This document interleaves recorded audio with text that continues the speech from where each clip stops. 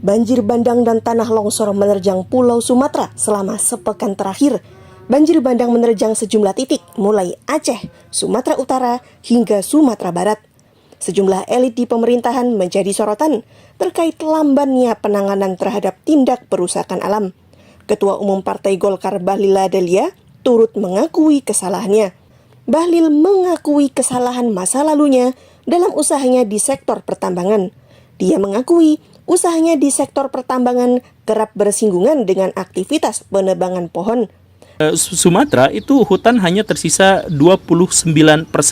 Jadi bahkan nggak sampai setengahnya dari seharusnya. Nah, tapi kan kalau dilihat dari peta ini Sumatera kan masih hijau. Ya, yang saya bilang tadi ini sebenarnya kebanyakan hijau itu bukan gara-gara hutan, tapi perkebunan sawit. Jadi intinya apa? Indonesia sekarang menjadi penghasil minyak sawit terbesar di dunia dan itu dianggap sebagai capaian yang sangat luar biasa dari pemerintah. Padahal pada faktanya kita menguras hutan kita, menggantinya menjadi lahan pertanian dan perkebunan untuk menguntungkan beberapa gelintir orang yang super kaya yang tinggal di Jakarta tapi menghabisi hutan yang ada di Sumatera.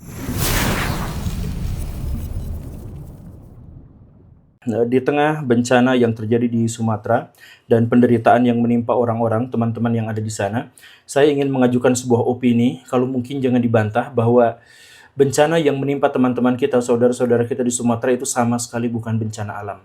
Tapi itu adalah bencana yang disebabkan oleh kerakusan umat manusia, disebabkan oleh orang-orang yang sudah kaya tapi tidak bersyukur, yang ingin menambah harta kekayaannya, termasuk bahkan dengan mengambil resiko jatuhnya korban dari pihak lain, dan merusak ekosistem yang ada. Kalau Baraya agak sulit untuk mencerna ini, saya ada datanya, dan data ini eksklusif. Baraya tidak akan dapatkan data ini di tempat yang manapun karena ini mungkin baru akan dirilis akhir tahun ini atau awal tahun depan. Cek lihat datanya sebagai berikut.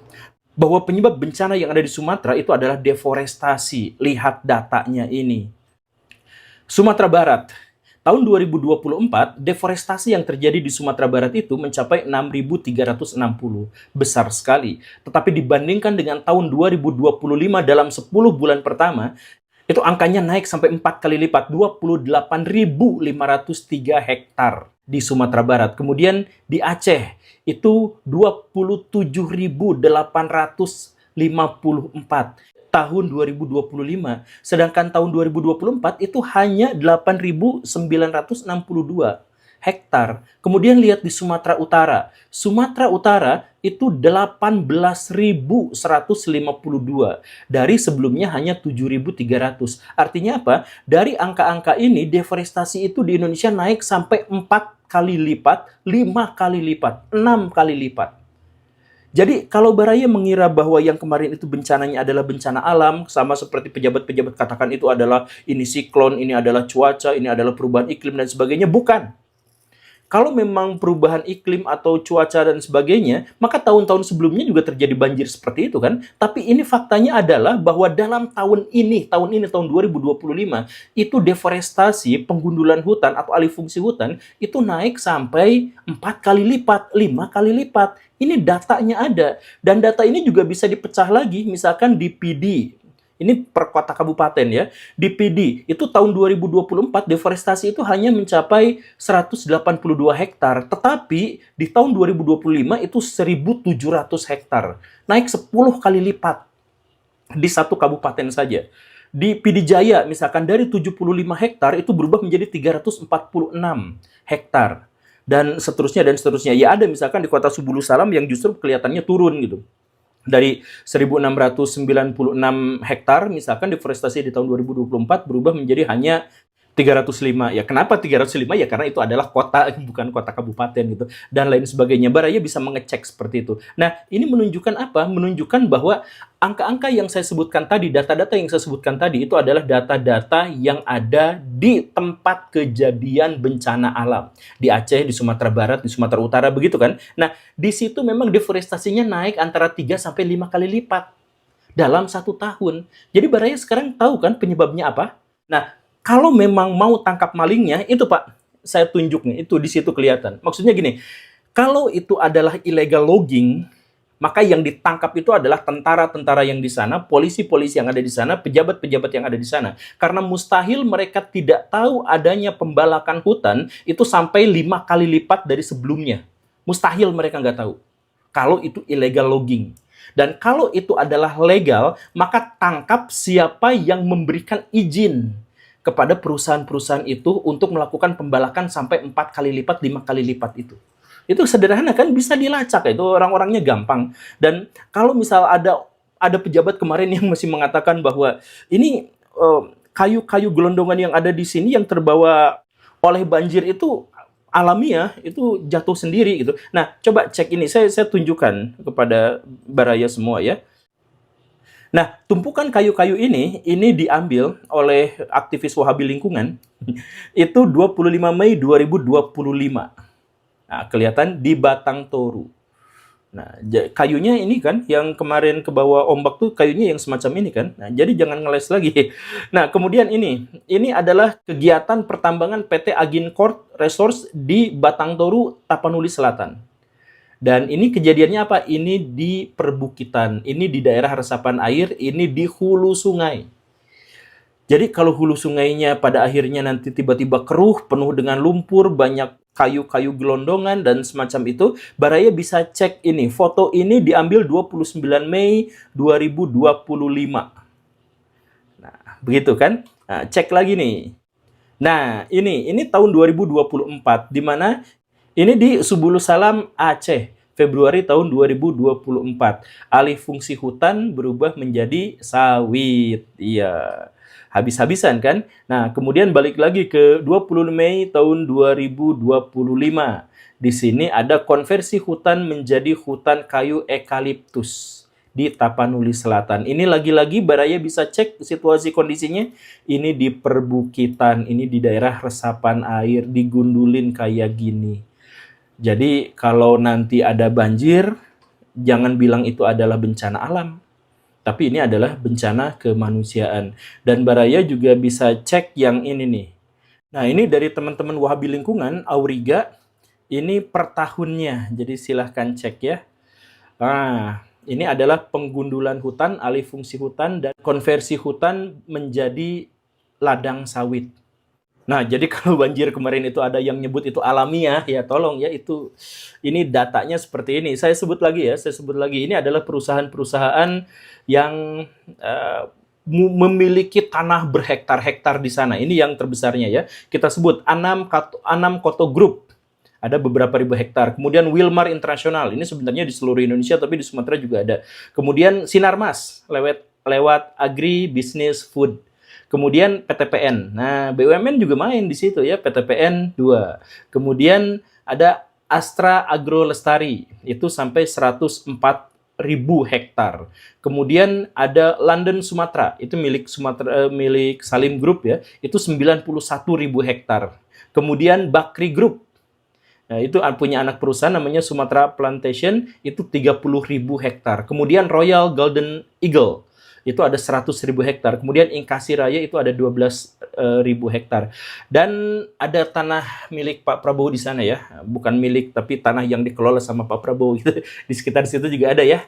Silahkan cek, tapi setahu saya itu kurang aktif ya. Tapi ya silahkan aja cek seperti itu apakah benar atau tidak. Tapi yang jelas perusahaan-perusahaan yang dimaksud itu melakukan konversi lahan, pengubahan hutan menjadi lahan industri, deforestasi, itu legal. Semuanya izin. Dapat izin. Izinnya dari siapa? Nah, silahkan cek itu. Apakah izinnya dari Pak Zulhas?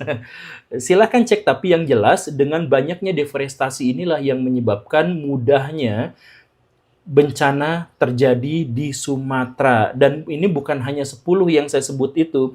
Pada dasarnya pemerintah itu telah mengeluarkan sampai 1907 izin untuk tambang minerba aktif yang mencakup wilayah 2,45 juta hektar. Wah, dan ditambah lagi ada 271 izin pinjam untuk kawasan hutan, termasuk hutan lindung.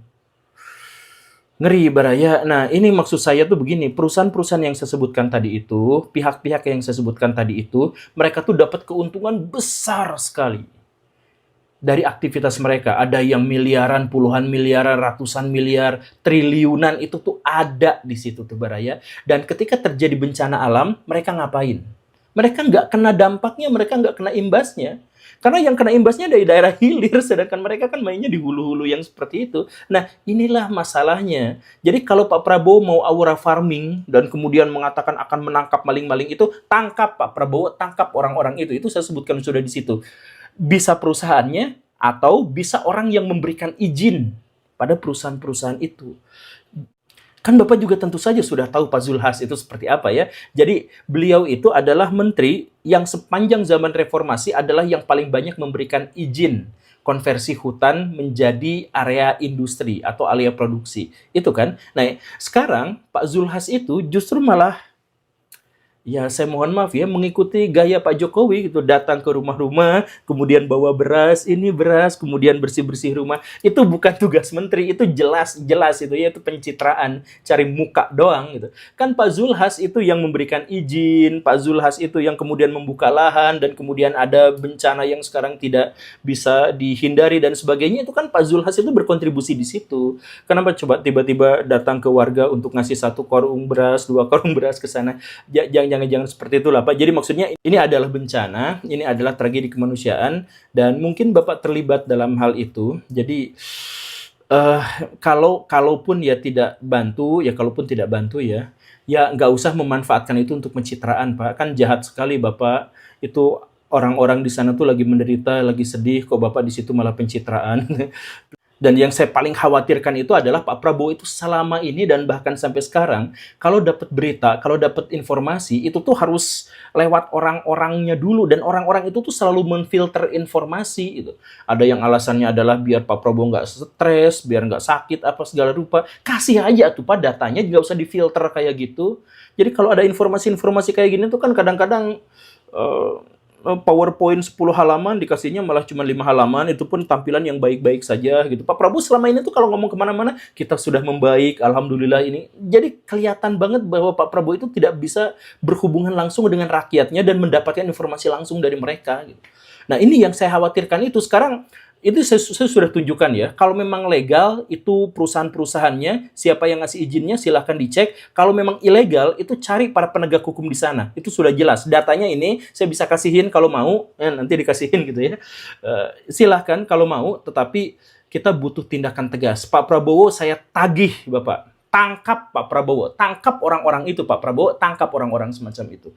Kalau itu memang terbukti sebagai maling-maling yang memberikan kerusakan besar, dampak besar terhadap ekonomi Indonesia, terhadap infrastruktur Indonesia, terhadap kemajuan Indonesia, tangkap orang-orang itu. Terima kasih karena sudah menyimak. Saya Guru Gembul. Assalamualaikum warahmatullahi wabarakatuh. Di banyak episode kita berbicara tentang masa depan, tentang teknologi-teknologi yang sangat luar biasa, tentang metaverse, cryptocurrency, tentang artificial intelligence, nanoteknologi dan sebagainya. Dan itu semua membawa pikiran kita ke hayalan masa depan, gambaran tentang masa depan yang lebih cerah, yang lebih hebat, yang lebih canggih dan sebagainya. Tapi realitas aktualnya adalah bahwa kita ini sebenarnya masih makhluk biologis tentu saja. Kita ini makan dan minum masih tergantung pada alam, rumah dan perabotan kita masih benda-benda hasil olahan dari alam. Dan karena itu maka sebenarnya cerita-cerita tentang teknologi yang diceritakan masa depan itu secara aktual tidak bisa menyelesaikan masalah-masalah terkait dengan manusia dan relasinya dengan alam. Kan seperti itu sebenarnya ya. Nah, di episode ini kita akan bahas tentang salah satu masalah yang sekarang memang sedang mengemuka, masalah alam. Yang sayangnya adalah ini berbenturan dengan kepentingan nasional Indonesia. Jadi apa yang diinginkan oleh pemerintah Indonesia saat ini dan apa yang sangat diinginkan oleh rakyat Indonesia saat ini, itu adalah sesuatu yang akan membuat spesies manusia punah dalam 50 tahun ke depan. Baraya, meskipun partai politik di Indonesia itu sangat banyak dan beraneka ragam ideologi politiknya, tetapi mereka itu sebenarnya hanya memiliki 2 konten ketika mereka harus kampanye. Kalau misalkan mereka berasal dari penguasa, maka mereka akan mengatakan bahwa Indonesia sekarang sudah cerdas, sudah hebat, masyarakat sudah baik-baik saja, angka pengangguran turun drastis dan hal-hal yang semacam itu. Dan kalau mereka berasal dari partai oposisi, maka mereka akan mengatakan bahwa Indonesia sekarang bangkrut, Indonesia sekarang berada di jurang kehancuran, perpecahan dan sebagainya. Jadi selalu aja seperti itu. Jadi tema yang diulang-ulang sekalipun kita akan tetap memakannya, dan itu akan menjadi jualan kampanye yang selalu menyenangkan dan menghasilkan karena kita mengalami stagnasi intelektual. Salah satu yang kemudian seringkali digembar-gemborkan itu adalah terkait dengan pertanyaan-pertanyaan retoris tentang alam dan pangan kita. Misalkan, kenapa sih di Indonesia kan garis pantainya adalah salah satu yang paling panjang di dunia, tapi kenapa kita masih impor garam? Nah, misalkan pertanyaan yang seperti itu ya. Atau pertanyaan-pertanyaan, kenapa sih Indonesia kan tanahnya salah satu yang paling subur, tapi kenapa beras masih impor dan sebagainya. Nah, pertanyaan-pertanyaan itu adalah salah satu pertanyaan yang selalu dibawa-bawa semasa kampanye oleh partai-partai politik tertentu. Sebenarnya kalau misalkan saya jadi presiden, maka saya gak akan keberatan kalau kita impor garam. Kenapa? Karena garis pantai yang sedemikian panjang itu akan saya alokasikan untuk sesuatu yang jauh lebih bermanfaat dan jauh lebih menghasilkan daripada garam.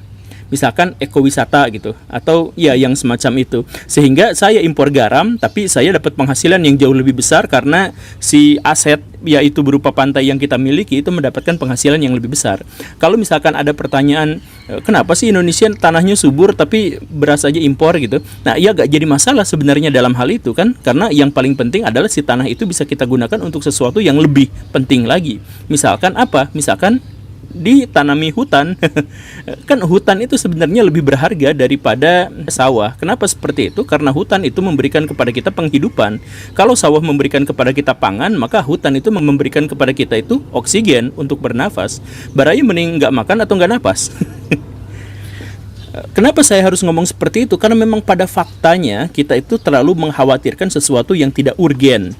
Jadi maksudnya kita mengkhawatirkan soal beras, kita mengkhawatirkan pangan, kita mengkhawatirkan utang dan sebagainya. Yang sesungguhnya terjadi sekarang adalah kita sedang krisis udara, kita sedang krisis lingkungan hidup. Jadi kalau misalkan kita sekarang, kita bisa berharap pada pangan kita. Pangan kita itu bisa bertahan 100, 200, 300 tahun ke depan. Tetapi udara kita itu paling banter kita hanya bisa bertahan 20-30 tahun ke depan. Itu ceritanya seperti itu, dan para ilmuwan sudah ngotot marah-marah terkait dengan hal ini, tapi tidak banyak orang-orang yang mau menggubrisnya. Sekarang Baraya cek peta ini. Ini adalah peta lahan di bumi yang masih ditutupi oleh tumbuhan dan tanaman. Melihat dari peta ini, kita masih optimistik seharusnya karena melihat masih banyak yang hijau-hijau begitu kan.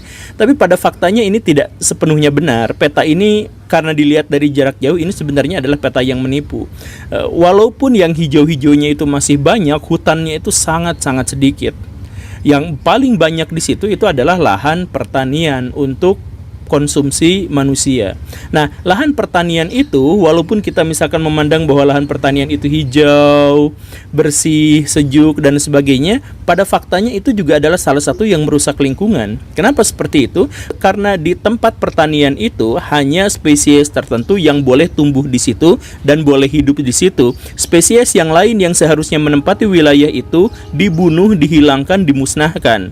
Kalau Baraya datang ke tempat-tempat pertanian, maka Baraya akan menemukan bertonton pestisida yang berkumpul di situ. Bekicot mati, belalang di sana mati, itu apalagi yang besar-besar seperti harimau di situ juga tidak mungkin ada dan sebagainya. Jadi ini sebenarnya lahan pertanian itu tidak benar-benar alamiah seperti yang kita lihat, tapi ini kereta lewat dulu. Tapi ini adalah ladang pembantaian bagi berbagai spesies yang dianggap oleh manusia sebagai hama. Jadi makhluk-makhluk yang ada di sana selama ribuan tahun sebelum manusia datang, itu kemudian ketika manusia datang, manusia itu menganggap bahwa mereka itu hama. Kemudian dibantai semuanya.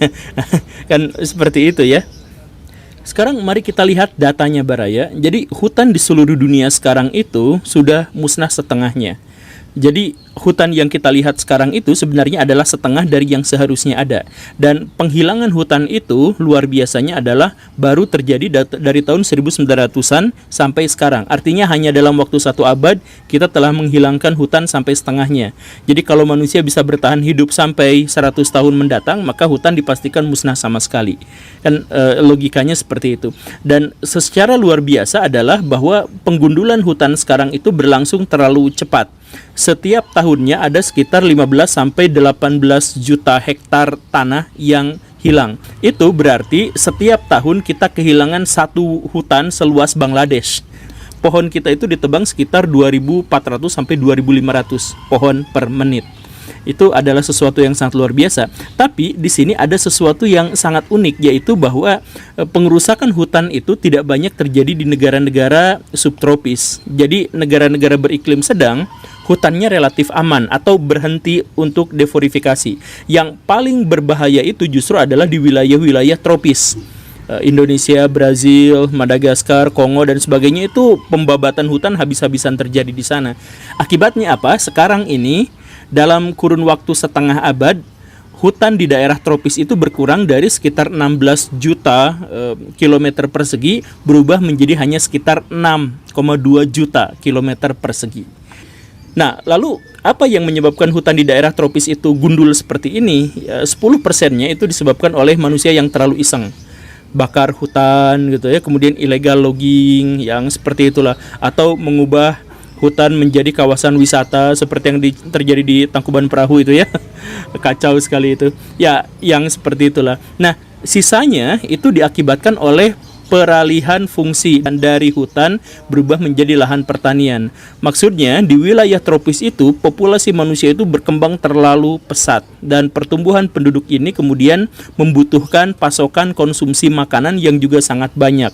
Dan karena itu maka lahan-lahan pertanian dibuka, dan lahan pertanian dibuka yang dimaksud itu sambil mengorbankan hutan. Kan begitu rumusnya itu.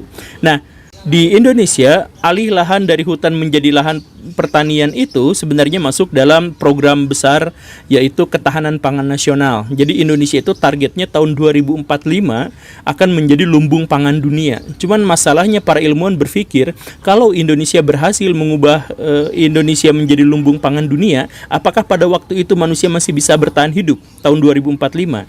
Karena ceritanya begini Baraya, ketahanan pangan nasional itu tergantung pada dua pilar besar. Yang pertama itu adalah intensifikasi pertanian. Maksud intensifikasi pertanian itu adalah gimana caranya agar satu lahan pertanian itu menghasilkan hasil yang lebih. Jadi dengan rekayasa genetik sehingga padi misalkan lebih cepat panen, kemudian dengan pemupukan, kemudian dengan pestisida, insektisida dan lain sebagainya. Dan ini sebenarnya merusak lingkungan Baraya, karena pemupukan dan sebagainya itu mencemari lingkungan. Pestisida juga mencemari lingkungan. Rekayasa genetik juga sebenarnya berisiko terhadap lingkungan dan lain sebagainya. Itu intensifikasi yang menjadi pilar pertama bagi ketahanan pangan nasional. Kemudian yang kedua itu adalah ekstensifikasi, yaitu pelebaran perluasan lahan pertanian, dan inilah yang terjadi di Indonesia saat ini. Pelebaran lahan pertanian itu adalah dengan mengorbankan hutan. Saya ambil contoh yang seperti ini ya. Saya mohon maaf, ini kritik keras saya terhadap misalkan pemerintahan yang sekarang. Pemerintah sekarang itu mengkampanyekan sesuatu yang mereka anggap sebagai sesuatu yang positif. Misalkan, kami sekarang sudah membangun 7 juta hektar lahan pertanian di Papua, dan itu akan menyebabkan Indonesia tidak lagi harus impor beras di masa depan, dan seterusnya dan seterusnya. Di situ ada yang ironis Baraya. Karena 7 juta hektar hutan di Papua dihabisi, dirubah menjadi lahan pertanian untuk memberi makan orang-orang Jawa. Kan orang Papua jumlahnya sangat sedikit dan mereka itu masih mensakralkan hutan. Orang Papua itu nyebut hutan itu adalah ibu, karena segala sesuatu memang mereka dapatkan dari hutan. Dan hutan yang disebut ibu oleh orang Papua itu diberantas, dihabisin, dirubah menjadi lahan pertanian untuk memberi makan orang-orang Jawa yang overpopulasi. Kan ini sebenarnya adalah ironi, tetapi jarang orang yang memahami ini sebagai ironi. Mereka menganggap bahwa ini adalah salah satu kebijakan pemerintah yang paling keren gitu. Tapi orang Papua dalam hal ini juga nggak usah marah-marah, karena pada kenyataannya adalah semua pulau di Indonesia mengalami hal yang sama. Misalkan di Sumatera itu hutan hanya tersisa 29%. Jadi bahkan nggak sampai setengahnya dari seharusnya. Nah, tapi kan kalau dilihat dari peta ini Sumatera kan masih hijau. Ya, yang saya bilang tadi ini sebenarnya kebanyakan hijau itu bukan gara-gara hutan, tapi perkebunan sawit. Jadi intinya apa? Indonesia sekarang menjadi penghasil minyak sawit terbesar di dunia, dan itu dianggap sebagai capaian yang sangat luar biasa dari pemerintah. Padahal pada faktanya kita menguras hutan kita, menggantinya menjadi lahan pertanian dan perkebunan untuk menguntungkan beberapa gelintir orang yang super kaya yang tinggal di Jakarta, tapi menghabisi hutan yang ada di Sumatera. Sekarang harimau Sumatera susah Hewan-hewan di sana hidupnya susah dan digantikan oleh lahan-lahan pertanian atau perkebunan sawit. Yang paling diuntungkan pengusaha-pengusaha sawit yang kemarin itu nimbun minyak itu kan. Jadi yang diuntungkannya mereka, tapi yang ruginya orang-orang Sumatera. Dan dalam skala global, apa yang terjadi di Indonesia juga adalah sesuatu yang terjadi juga di Brazil, di Kongo, dan lain sebagainya. Percepatan untuk penghancuran hutan di seluruh dunia itu benar-benar cepat, khususnya di daerah tropis, seperti yang saya sampaikan tadi. Dan kalau seperti ini, maka para ilmuwan dengan statistiknya itu menyebutkan bahwa kemungkinan manusia untuk bisa bertahan hidup dalam setengah abad ke depan itu adalah 10% dalam perhitungan yang paling optimistik. Jadi dalam perhitungan yang paling husnuzon, paling baik, berbaik sangka itu, maka perhitungannya adalah kemungkinan manusia untuk bisa bertahan hidup itu hanya 10%.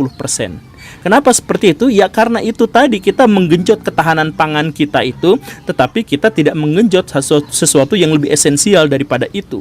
Kalau kita misalkan tahun 2045, kita dipastikan kita bisa makan, bahkan kebutuhan pangan kita itu surplus, bisa diekspor kemana-mana. Tapi di masa itu kita bisa nafas nggak? Kan sebenarnya gitu. Jadi maksudnya kita cukup pangan tapi kita nggak bisa nafas, atau kita nafas tapi dengan udara yang sangat-sangat beracun.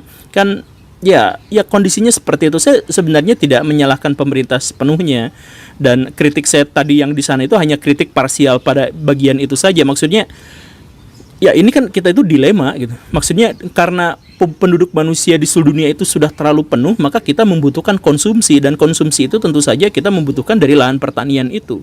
Jadi hutan dibabat, wilayah-wilayah buat hewan itu dihabisin dan sebagainya untuk memberi makan kita yang jumlahnya semakin bertambah. Dan apesnya adalah bahwa sekarang manusia itu masih terus-terusan bertumbuh kan, manusia itu masih terus-terusan bertambah, nggak bisa direm pertumbuhan penduduknya, atau susah sekali direm pertumbuhan penduduknya kalau kita berbicara tentang negara-negara berkembang yang hidup di daerah-daerah tropis.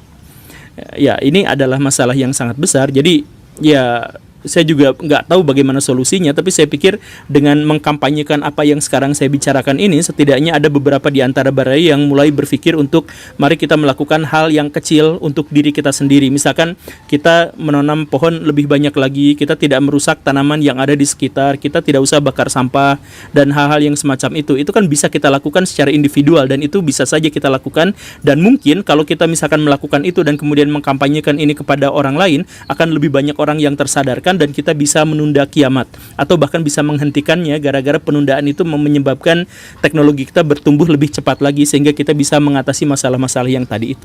Semoga bisa seperti itu. Oke, jadi mari kita bekerja sama. Terima kasih karena sudah menyimak. Saya Guru Gembul. Assalamualaikum warahmatullahi wabarakatuh.